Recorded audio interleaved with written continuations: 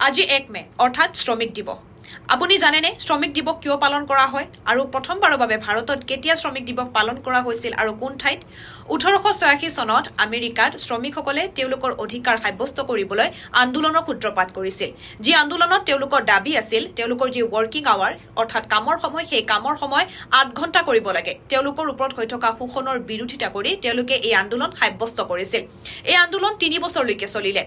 আৰু 1889 চনত প্ৰথমবাৰৰ বাবে তেওঁলোকৰ সকলো দাবী মানি লোৱা হল আৰু তেওঁলোকৰ যি ৱৰ্কিং আৱাৰ সেই ৱৰ্কিং আৱাৰ 8 ঘণ্টা কৰি দিয়া হল তেওঁলোকে সেই সময়ত 15-16 ঘণ্টাকৈ কাম কৰিব লগা হৈছিল আৰু সেইবাবে তেওঁলোকৰ এই দাবী আছিল আৰু তাৰ পিছতে 1 মেৰ দিনাখনে শ্ৰমিক দিৱস হিচাপে পালন কৰিবলৈ তেওঁলোকক অনুমতি দিয়া হল যিদিনাখন শ্ৰমিকসকলে কোনো ধৰণৰ কাম কৰিব লগা নহয় আৰু ভাৰতত 1923ত চেন্নাইত প্ৰথমবাৰৰ বাবে এই শ্ৰমিক দিৱস পালন কৰা হৈছিল